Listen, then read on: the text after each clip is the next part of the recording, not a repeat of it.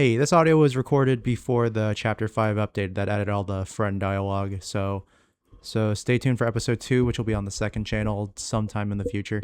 Me when I cut you off by pressing the recording button. Yeah, that's fucked. That's fucked, Casey. And Sorry, then your channel's PG, isn't it? no. You're like your little YouTube channel where you make like game videos. I've never made a video in my life. We're going to talk about Deltarune now. Yeah. Do we Deltarune. want to record an intro, Casey? I was going to make an intro Oh, so that we didn't have to okay. be awkward and be like, "Sorry to keep you waiting."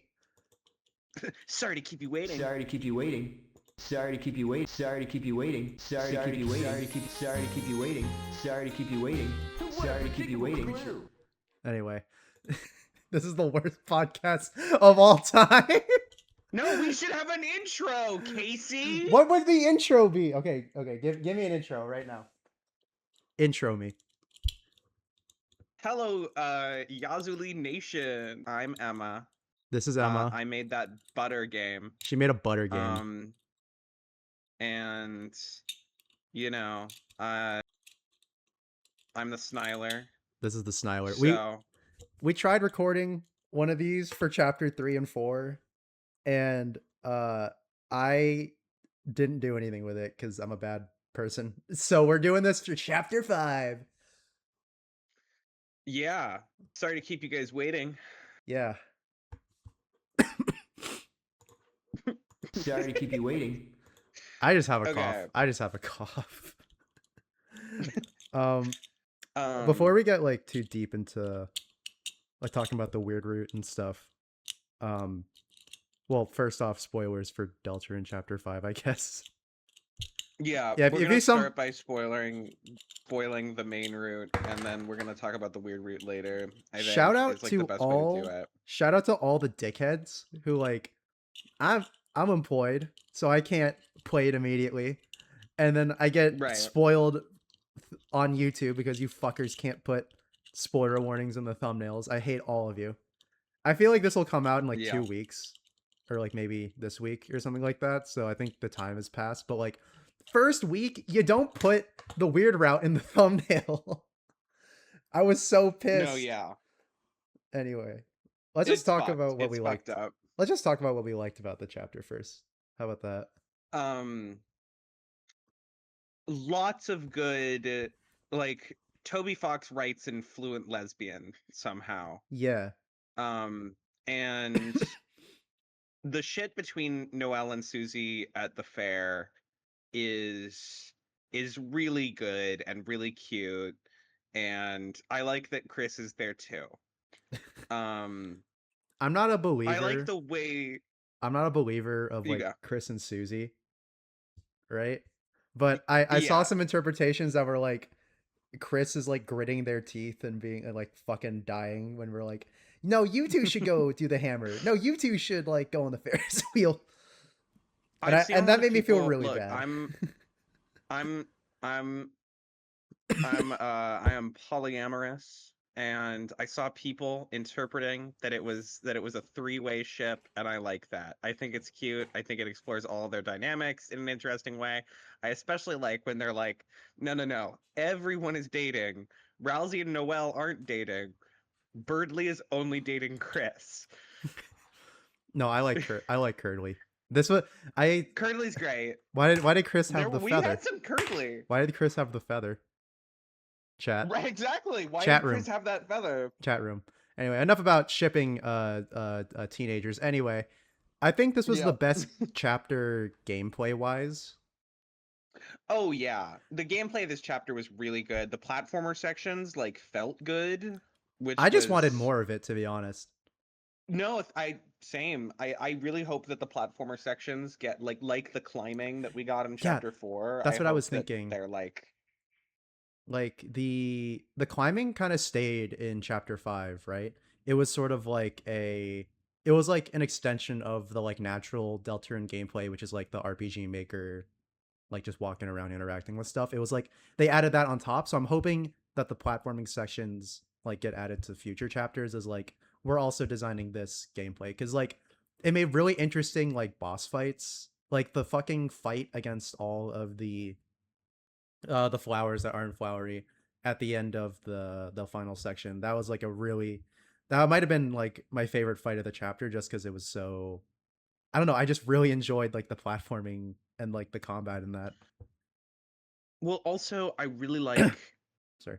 like thematically, I really like the flowery fight and Yeah. the flowers because like they're just doing what you are doing, what you the player are doing. Like these are living things. These aren't like, we'll actually get into whatever Rousey is because what the fuck. But Yeah. anyway, um there's like a significant amount of like building on the themes that we've seen from Deltarune thus far, and like now that we've seen some character progression from especially Rousey this chapter, we see that Rousey is willing to fight like for what they've built over time, and like they're willing to fight for to keep hometown, even though like Flowery makes a point that's like,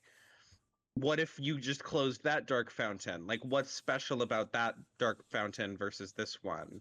Yeah. Um, and I think that that's really awesome. I follow up. I think that I'm not gonna like go out and say directly that the flowers are the human souls from Undertale. I don't think that they're meant to literally be that. The 7 But human what I souls. do think is that they are like within the story of Deltarune, thematically the same characters, and seeing the characterization in of these It flowers, felt so awesome to um, see it the felt really good. When Aqua showed up for the first time, I was like, "Oh my god, oh my god!" is And she that fights with a toy knife. is that like is that supposed to be like Kara or Chara or No, that no? isn't supposed to be Kara. Kara had a red soul. I don't know. It's like I'm I've been for a lack refreshing of myself on the Undertale lore, yeah, so for lack of better words, I'm LARPing because I've never played Undertale or you right. gotta play Undertale. Undertale's like the size of this chapter. Yeah, but yeah, I'm LARPing. I've never played Undertale, but I know that I felt it was really cool that the Yellow Soul was a cowboy because of Undertale, like Undertale Yellow. I really liked that.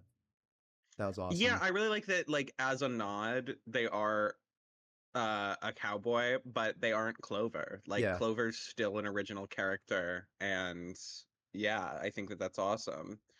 Um, yeah. but yeah, this was definitely the platforming sections were very great. It's like I just feel like they could do so much more with the platforming sections that I just want to see more of it. You know what I mean? It's No, yeah. I like in mean, I Celeste, I really want to see like in Celeste, like they have okay. We're so good at this. I keep interrupting you. um no, I mean like go on about Celeste. Like That's you had the like normal levels, and then you had the B sides that like explore like these base like concepts more. And I'm like, I just want to see more of that because there was only like one really hard platforming. I wouldn't even call it hard. I would just call it like kind of just like a chump check, honestly. Where like for there's like that one platforming section to get the pink coin. That was probably the hardest platforming section in the game. And honestly, I it wasn't even challenging. I would just like want to see them go further with that concept. Maybe have like moving battles instead of like you keep it locked to one screen, right? Like maybe have some sort of like moving battles. Like imagine you were going up like chapter 5 and chapter 4 both ended with like that giant pillar, right? Like what if you were climbing that pillar and it was like a moving fight? That would be so fucking cool. yeah, that would be fun. Also like lesser mechanic in the chapter, but I really like those little running bits. They're fun. Yeah. The Tory gates. Yeah, they're really good. I like them. I didn't mute when I I coughed. wish there was more with those as well, mostly because they have interesting puzzle mechanics that I don't feel like were explored basically at all, with them like breaking through some terrain that you can't walk through. Yeah.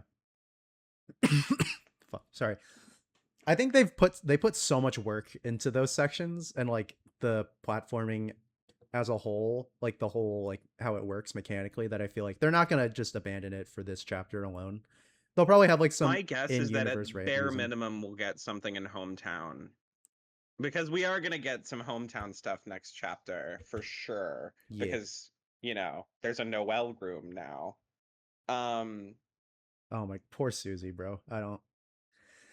Right? Poor Oh my fucking god, that Susie. ending section where it's like, can you walk me home? And you try to go through like every street, and she's like, No, that's it's not not what I here. meant. I'm like, I tried bringing her to the apartments where like Alpha sleeps in the milk, and it's just like, no, I don't, not there. It's like, oh, she lives in the dark world. No. And then you see the cutscene Yeah. of her putting all the work into Hometown or Castletown, Yeah. and it's like, Well, this is the fun part for me. I like that Chris just stays up there staring at the door while like uh um okay. Okay. I want to talk about one like medium-sized thing that like ties into my like main point. Um but I want to talk about Rousey's a girl, right? I think like Rousey's whole thing is that like Rousey's like a servant. I guess, I don't know. Like they've kind of succumbed to like fate and stuff like that, right? Like Right. they're just following and then like once you break free from the prophecy, it's sort of like answers all those questions. Like you get all these questions like, who am I like outside of this? And it's like it's like probably the most like slam dunk trans allegory of all time. Exactly. And even beyond that, like the very surface level theme stuff, Rousey got called a princess 3 times this chapter, wore a dress, um, and like has like a whole conversation of like, I don't know why you're like breaking the prophecy, but if it's with you, I will break the prophecy. Oh, Rousey. Uh um yeah, I Rousey's a girl. I've been she-herring Rousey in my playthrough, and so have my people. I saw this is like kind of unrelated. I saw this person on Twitter who has a mod in Deltarune that forcibly pronouns Chris. And I was What like, does what are that you mean? doing? Like you pick between like the pronouns for Chris. That's stupid. And I was like, are you not reading the text of the game? You know? I don't. It's people are weird. People are fucking weird. Do you have like a medium-sized thing you want to discuss lore-wise? Um,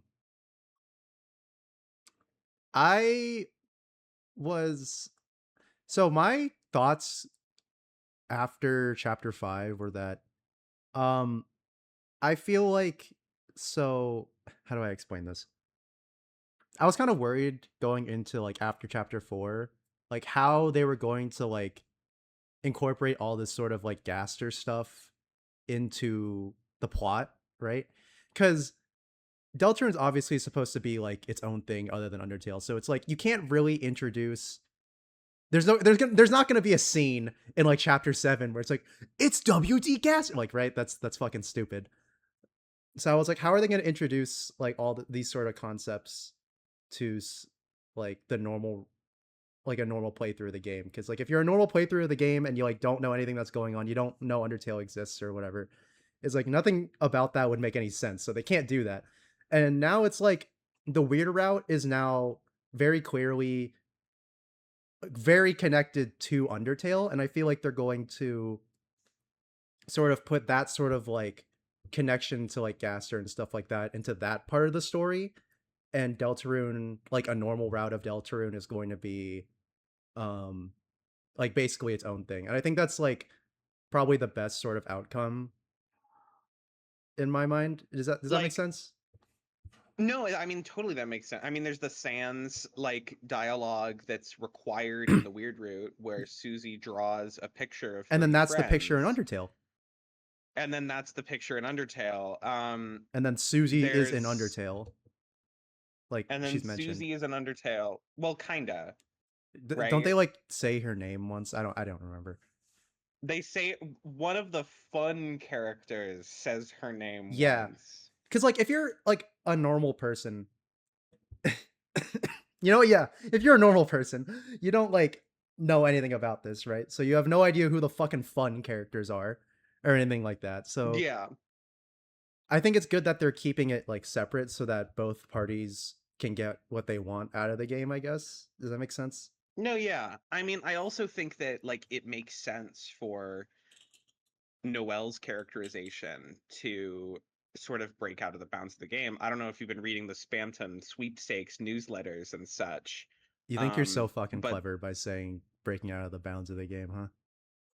You yeah, thought that was so yeah, good. yeah.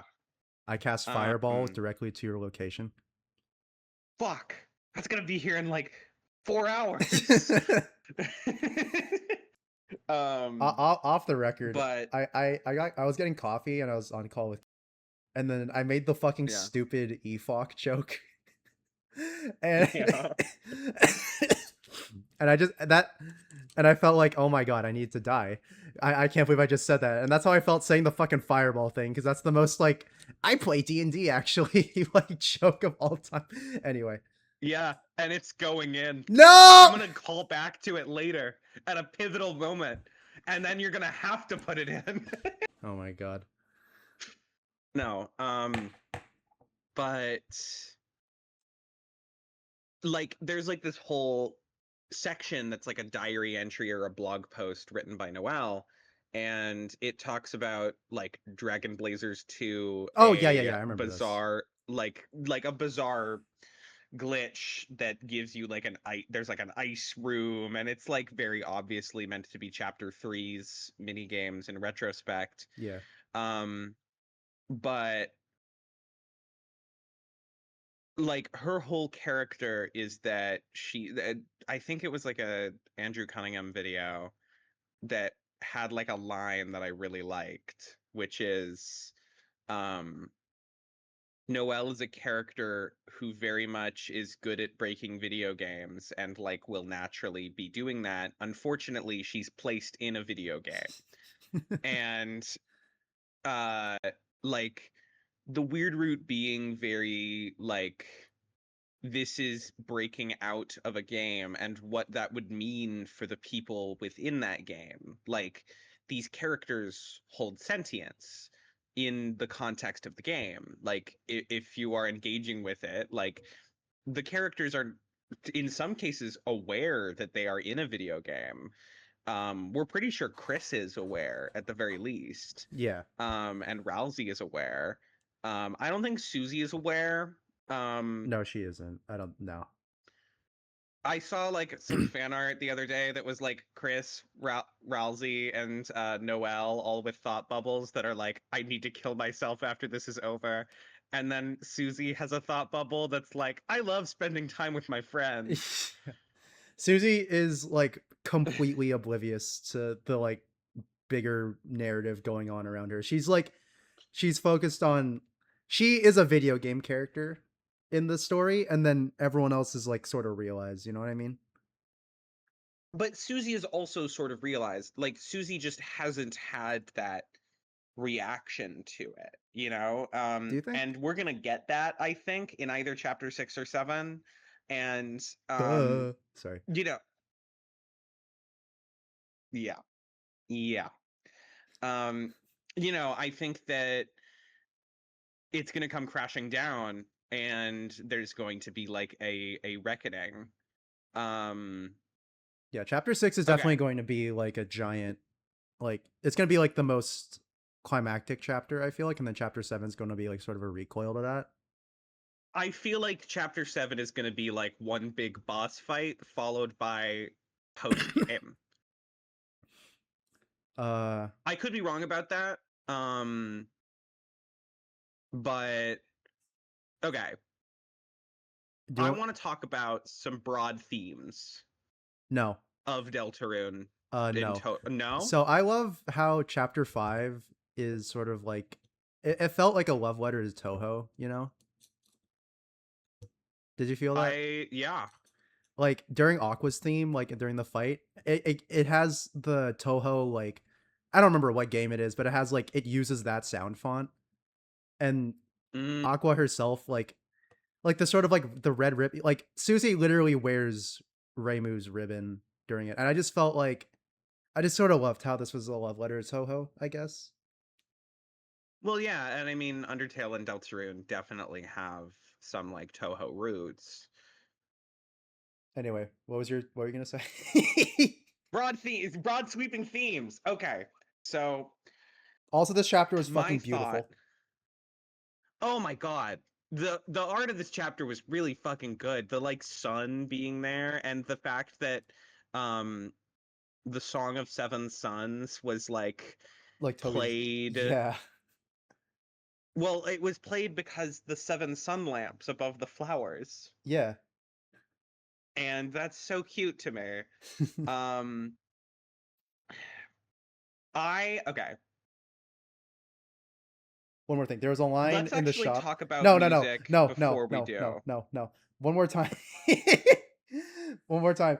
There was a line in the shop where Mew Mew is, and then she was talking about the world that she came from was like black and white, and then she came to this one, and then it was all like colors and shit. I thought that was cute. Anyway, the music. Music. Yeah, the music. I want to talk about the music before I talk about broad themes because I feel like we should end on broad themes.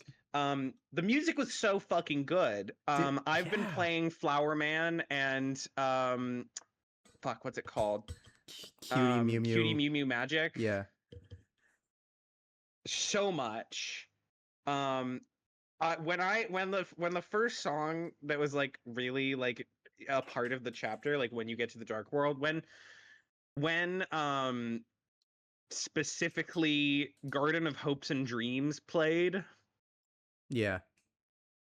And it does the Undertale theme on the saxophone. Holy fuck. I was like, oh my god. And it has like the flowers sweeping over the screen to give like the old area screen like wipe a transition new look. Oh god. What was your favorite song of the chapter? Probably it's like I liked Seth's theme a lot, even though it's really simple. I just really liked listening to it.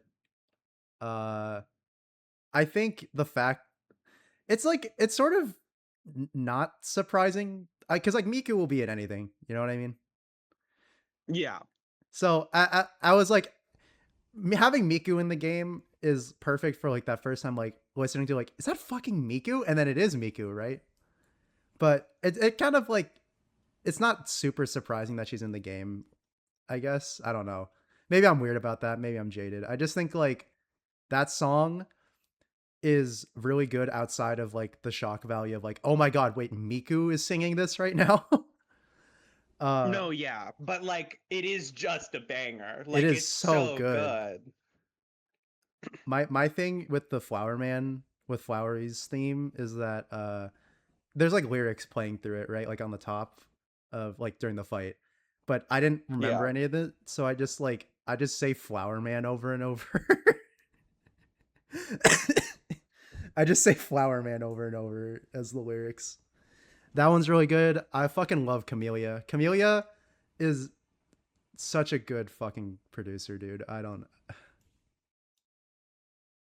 No, yeah, really good tracks. Really good tracks. I saw Camellia was on it, and I was like, this makes complete sense. Okay. Sorry. We're doing broad themes. Broad themes. So I barely know her themes. So far in Deltarune, the main theme is like freedom and agency. All of the characters have a difficult relationship with agency, in like every aspect. Chris is obviously like stripped of a lot of agency because we, the player, are controlling them, puppeteering them. Yeah. The say sort of secret like bosses are all to do with freedom and all have different like levels of discussing freedom and everything. This new secret boss is talking about like freedom, like in the self. Like there's a very like obvious parallel between Mew Mew and I've heard people referring to her as Maddie, because that is Mad Dummy, sort of. Yeah. Um, so I'm going to refer to her as Maddie. Maddie's good. But That's good. between Mew Mew and Maddie, like there's sort of this interesting parallel between Chris and The the soul. soul. There's even like a moment of like, but you have to both get along, guys. And like Chris and the soul looking at each other disdainfully. Just giving each other the stink eye. Exactly. I mean, like every character has like a difficult relationship with agency in the story. Yeah, whether it's not, it's Noelle's like whole thing whether or not it's like is through really interesting. This chapter in the weird route. What's that? I've never heard of that in my life. So for those who don't know, so you get this ring. You get of this ring in chapter 2, right? you get this ring. So there's this ring. Address me and address the. Let's address the ring in the room. Let's address the ring in the room. So like this chapter in the weird route, really incredible section, very short and I would say sweet, but no. Not Sweet using in that that word to it's like describe very what just good. happened. Sweet in that it's like very good, not sweet in like any other aspect of it's utterly mortifying. It is just so I gotta tell you, I started crying like yeah. It was not something I was taking care of my boyfriend because he got sick. Yeah. And I had to leave, and he gets very hysterical when he's sick. He gets like I'm dying and all that, and I was like, oh no you're not. And then like and then I was watching like the weird route, and I got it was so fucking disturbing. It fucked up my mood the whole night. It was so bad. Yeah.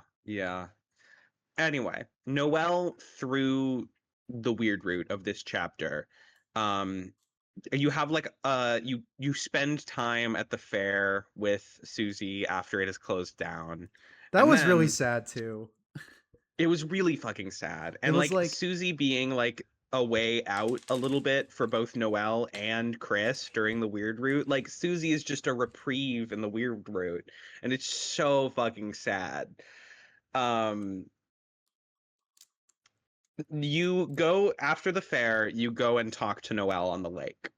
And on the lake, Noelle has this whole speech about how I'm just like they felt trapped all their life into a pathway ever since Des went away. We still don't know what happened to Des explicitly, but they keep fake posting. You know, they keep being incredibly vague about it. Des, so she talks about how after Des left, after Des disappeared, her life was basically like on autopilot. Very dissociative. And she was sort of shit. Right. She was very much just following the path that was set out for her, getting good grades in school, everything like that. And then she uses Snowgrave. And using Snowgrave was the most, she talks about it like it was the most powerful she'd ever felt, even though she knows it's awful. And says that she could do anything if Chris tells them to. And then we get like a really good echoing of chapter 2, Susie and Noelle on the Ferris wheel, where Noelle goes like, tell me to grow wings and fly us out of this town. Let's do something crazy. Tell me those words that I've been waiting to hear. And then your options are proceed and stop. You can only actually press stop the first time. Yeah. Which does... If you press stop the second time, Noelle is like, no, don't back out now. Like, there's no other path. And you press proceed, and you and Noelle walk into the lake. Proceed. And slowly descend further as the screen gets more monochromatic.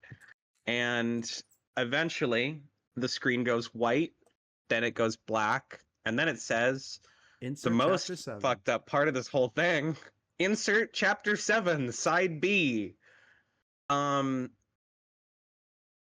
So yeah, we're gonna be waiting on that for a while.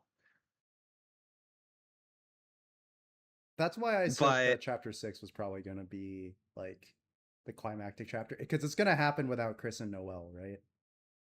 It's just gonna happen without Chris and Noelle, and then chapter 7 is gonna be a recoil period where you sort of deal with that. But for chapter 7, for the Weird Root, it's gonna be just so completely different. Yeah, what I'm guessing is that you are there's like a lot of references to like an a mother round warp. I almost said Earthbound 1. That would have lost Die! me like all credit I have. But there's like a lot of references to Earthbound 1 having the like breadcrumbs warp. Sans gives you a loaf of bread that won't stop crumbling, and you cannot drop it from your inventory. And I'm guessing that they are wrong warping somehow. Where they end up is like, my guess is to the like bizarre monochromatic area circa chapter 3 Eggman, you know?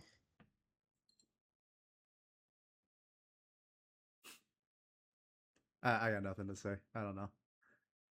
I have no idea. I don't think anyone like truthfully no knows. one I just really know that knows. the screen got more monochromatic, that the Mother 1 screen is monochromatic, and that we've learned that monochromatic areas are copies from the Eggman in chapter 3. That what or what? Sorry. We learned in chapter 3 that there's like a line that's like, if like a being has color, that's like the original, and monochromatic beings in Dark Worlds are copies. Ooh. Okay. And then we look back to Undertale and see that the like Gaster's friends are all monochromatic. Yeah. And Gaster's door is monochromatic. And then for some reason in the 10th anniversary stream of Undertale, Gaster's door was not monochromatic. So what's up with that one, Toby? Yeah, Toby. Anyway, I think that the Weird Root really like exemplifies a lot of the like motifs of freedom and of agency in the story, and like you the player are stripping both Chris and Noelle of agency, and then Noelle sort of turns the tides on you. Like at a certain point you can't stop it. Noelle is the one. She's not saying proceed, but like she takes back control. Right. And also Noelle is so easy to be manipulated because of the fact that they were in this space where they felt so little control in their life. And you know that the freedoms of control go out from there into like, Susie has been perceived one way in her whole life, and so she felt like she didn't have the freedom to do certain things that she wanted to, and so she repressed that. Ralsei is so intent on keeping the prophecy alive that she won't transition. And you know, like Jevil, Spamton, all of them have like interesting relationships with freedom, and that has sort of brought me into like thinking about the dark, or not the Dark Knight, the Roaring Knight, as this like entity without freedom. Like because that will be what the Dark Knight is, right? Like, we have this theme set up throughout all of Deltarune. How does the Roaring Knight fit into that theme? Who do you think the Roaring Knight is? I think it's definitely Des, right? I've heard a lot of things from a lot of people. No one knows. I think that Des makes the most sense. Des definitely makes the most sense, but that guy Toby, you know. That guy I'm actually going to be a little upset if it's Rudy Knight. I didn't want to say it, but Do you think it's Rudy Knight? no. It's just that's also something I've been hearing, and I'm like, I don't know. I don't think it's Rudy Knight. I think Carol Knight is like possible technically. I think everyone who's ever said Azrael Knight is just wrong. Yeah. There's no way that Azrael Knight is real. Like, doesn't look like Azrael would look in the Dark World. Azrael like phones Toriel from college. Yeah. Like, no, it wouldn't make any sense. I think like stepping away from like the themes, I think that the weird route I've been the main theory that I'm subscribed to now is that this is like a prequel to Undertale. Sort of like the weird route is the prequel to Undertale somehow, because you know like the picture, and now we see the fun buddies and whatever. It's like these two are definitely like way more connected. That's sort of like the extent of my opinions on the weird route. I'm just very excited to see where it goes more than anything. yeah.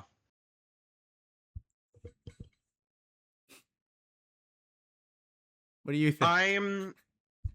I really like the weird route. I'm excited to see where it goes. I'm very like I'm looking very intensely at the normal route for chapter 6 as well.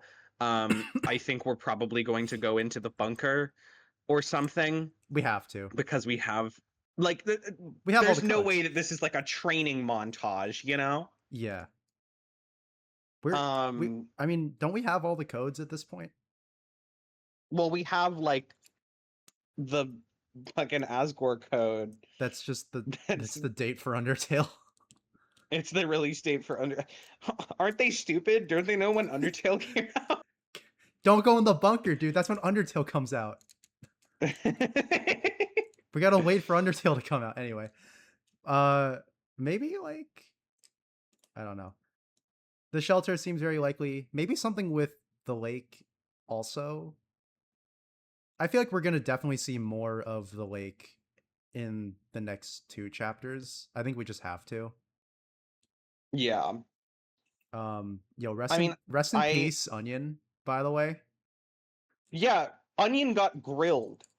Why did they do that? Why did they kill that guy?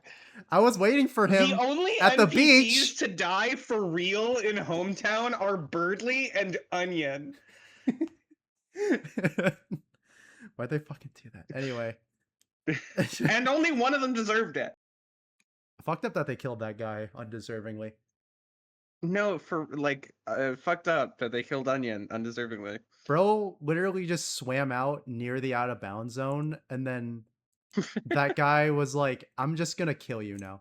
I saw, not to be millennial or not to be a zoomer, but I saw a TikTok that was like, do you know those edits of like, this is so funny because you're very invested and like media literate about the themes of the game, and then I'm sort of like absorbing the rest of it through online stuff. But yeah, I'll just show you the video later. What if I just don't talk about it so that they have no idea what we're talking about? Yeah, you can. This is your video. This is my video. I want to ask one thing to you, because I have kind of a crack theory about this that's like definitely not true. Yeah. What do you think Ralsei is? Yes. Oh, this is such a good question. Because we've been like under the assumption that Ralsei is either something internal to Chris, like Chris's memory of their brother, Yeah. or Ralsei is something physical that Chris has been carrying around. Yeah, like a Goat Simulator gift card. Yeah. I love that fucking art. Anyway. And I was assuming like it was something this chapter at the very end, we see Susie in the dark world with Ralsei without Chris. So Ralsei is something else, right? That's like right. Something about that. So something else about Ralsei is that like I was kind of confused at first about like the dynamic between Ralsei and Flowery. It makes more sense to me now. Like they're foils for each other and stuff like that. I was sort of confused how Ralsei knew Flowery at the start. Like they didn't have like any introductions or anything like that. I was like, I don't know. Maybe Ralsei is like something.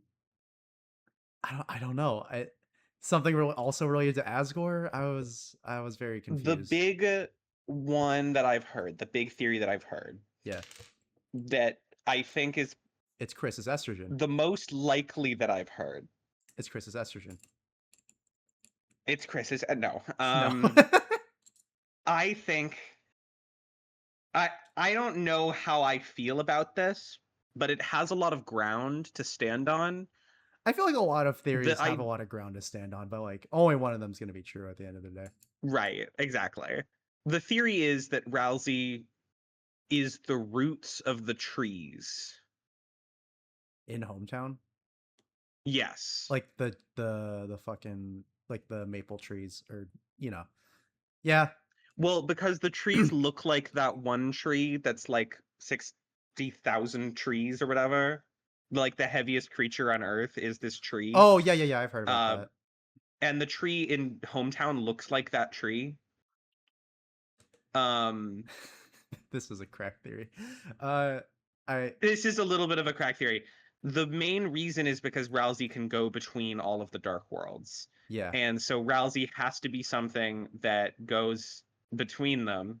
And also, the theme of roots has been in Deltarune for a long time. Ralsei's always getting tossed up in flowers. That hasn't happened yet, is like a tweet from Toby Fox. And Flowery was like, wouldn't you know about being a plant? Like, kinda. And like teasing Ralsei about like, but isn't that what a Darkner would want?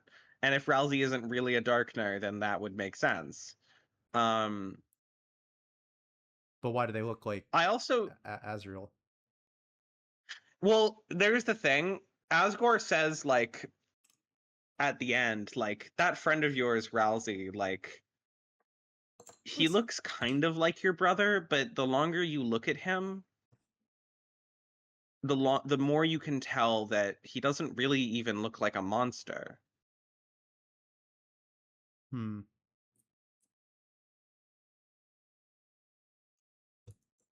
I think this theory is very funny. I think it does tie up a lot of explanations of how does Ralsei go between each dark world? How can Ralsei exist without Chris? Because now it's very clear that they're not related at all. I think it's possible that like they are a representation of something metaphysical in Hometown. That would definitely also make sense in my opinion. It's like something else that like kind of just like looms over the town, and then that's sort of just something like the word that Toby Fox has been almost refusing to say throughout Deltarune, determination. Like, yeah. What's that word? I've never heard of that word. Maybe Ralsei's tied to save points in some way, but there are save points in Hometown now, so. Whatever it is, Ralsei is like a very... Dude, I want to know what her deal is. I'm gonna have waited 10 whole years to figure out what the deal with Ralsei is. Can you believe that? And I'm gonna be thrilled every day of it. Deltarune is very on its way to being 10 years old. Yeah. No, it's wild. I will have been in middle school and left college before this game comes out. Or I guess finishes is the word. Yeah. No, it's odd. Something that I thought about, like something that I was kind of thinking about. Maybe I was like thinking about turning it into a video, but it was sort of like Deltarune's kind of in a weird. It's kind of in a weird spot where it can be enjoyed as just like a game, but the real true, not true, but like there's this really unique experience right now, like at this moment of time, just because of how the release structure works, how like internet culture works with like trying to dissect the game. There's this whole wave of like how we're interpreting the game, right? That's just not going to be felt like 5 years from now. Like if you like just a raw Deltarune player is not going to get that, or like 5 years from now. And I think that's pretty interesting. I think like we're definitely in a time where this is such a unique thing for the internet to experience. Do you know what I mean? No, totally. I think that the cultural impact of Undertale like is sort of a Portal level event where like Portal sort of shaped a lot of internet humor for years after its release. Portal 2 did as well. And like Undertale definitely has. And like Undertale came about, well, I'm not qualified to talk about Homestuck, but like someone could And talk I'm about really Homestuck glad that here. you aren't. Yeah. I haven't read it yet. And that's why we're friends. I'm going to. Can we put like a Gonna timer on the happen. screen for like when you're gonna read it? We'll just have like a A clicking timer? timer. I'll in Okay. post, I'll just put like Yeah. a clicking timer over your head. Yeah, okay. That's when the Sniler dies. Anyway, I think like as a last note, Deltarune is very deeply ingrained in my soul now. And I I'm sort of very glad that it's coming out in this episodic format. It sort of reminds me of watching like a TV show that releases weekly, like whenever Invincible has a new season and like the internet sort of talks about the new season That's like all together. that's like the microcosm that everything is like surrounding for like that like Right. that month basically. Yeah, exactly. It's really upsetting because it came out at the same time as The Bear season 5, and I've been wanting to talk about The Bear with people, but no one I know is interested in The Bear as much as I am. So yeah, but yeah, no, I'm very thankful that I'm around and that I'm paying attention for this time because it's really fun. And it's really fun not being able to go on social media until I've played the chapter every This time it game comes out. fucking sucks when you're employed.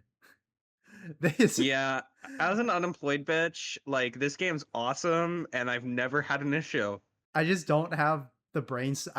It came out and I played it and I just didn't have the brain space to interpret it in like any meaningful way for like 2 days. It's okay, you'll be unemployed soon, I believe. I will be.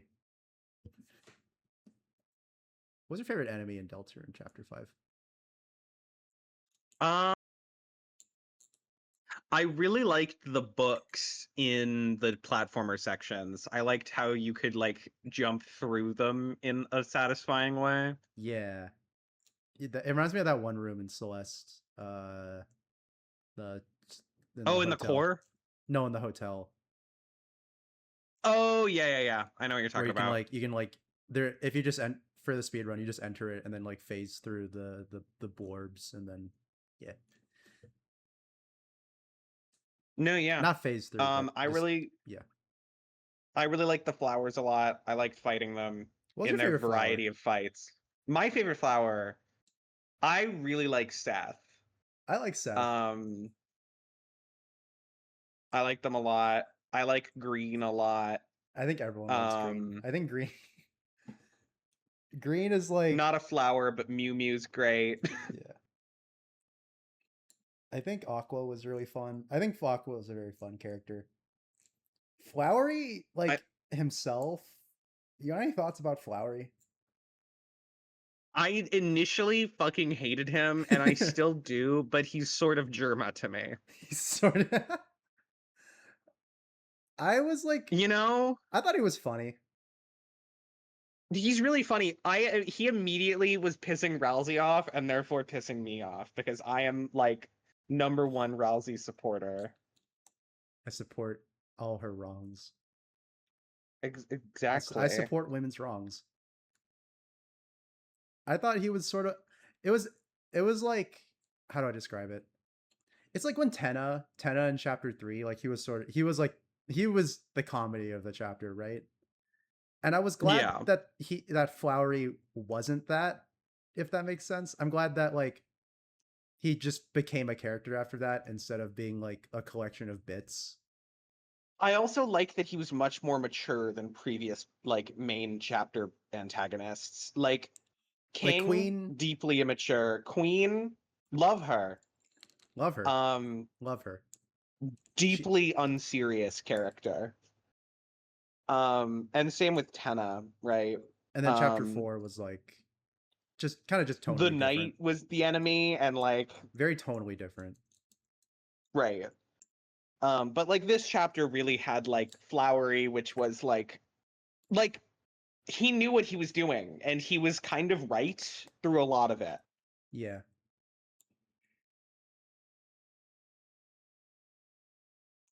What do you think about Asgore? I like that guy. I kind of wish we got a new boss fight just for the theme alone. Yeah. But like honestly, I really liked the chapter. I don't feel like if you were to add an Asgore fight, it would have been good.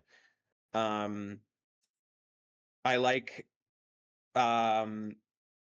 his arc this chapter. I like that we got to spend some time like learning about him and like confirming what we've like thought through a lot of it. Yeah. Yeah, we kind of now we know why he had the fucking shadow crystal. Yeah. Now, he's been trying to like find out what happened. Conspiracy theorying this whole fucking time. Event that he hasn't said explicitly. Oh, this event that happened. And then the soul's just like ripping its hair out. Be like, what event? And then everyone else is fucking snickering. Yeah, no, exactly. I think, oh god, do you think we're gonna see Asriel? I think like, I feel like at this point, well, because if we see Asriel, do we think that we're gonna see Papyrus? Dude, Papyrus was fucking nowhere this chapter. We didn't even get to be like, oh, my brother's out of town or something like that. We didn't even, was he even mentioned? He was mentioned. Okay, I'm stupid, but... very briefly. Sans says, sucks that our brothers couldn't make it. And that's it? That's it. I think that we do see Asriel at some point. I'm just like, I'm more interested. It's just like, at this point, I don't know if I want to see Asriel because I'm just more interested in the characters that we have now. Asriel in like the Undertale style end credits. Yeah, something like that. That would be more fitting. Because I just don't think he has really like a place in the story anymore. Yeah, I mean, I think that I'm like happy with where we're at, you know? Yeah. I really think we're gonna get Shelter Dark World, and then we're gonna get another Dark World that I don't know what it'll be necessarily. Anya had the idea, for those at home, Anya's my girlfriend, had the idea of... What? Wait, you're gay? Yeah, I said I was poly earlier. This is a surprise to you? And then I'll edit that to where like the podcast ends. Oh, right. Okay. No. She had this idea of like chapter 7 is the night opens a shit ton of fountains of dark world or fountains in hometown, like on the surface. at night, and you're like running through, and like you have to close the hometown dark world in order to stop. Like that's the last one. It's gonna be like, yeah, the normal. I feel like chapter 6 and 7 are gonna be like, how do I say this? Is I'm gonna never mind. It was gonna be stupid. It was. I feel so bad for Susie. She was like, we didn't get to tell her that she doesn't know that Rudy like fucking died or anything like that. She's gonna bring Noelle. She's gonna be like, Noelle, I have something to show you. And then Noelle's not gonna fucking care because her dad's dead. And like, I don't know. It's chapter 6 is gonna have a lot of heartbreak. I feel like heartache. If heartache? Rudy's dead, it's gonna be,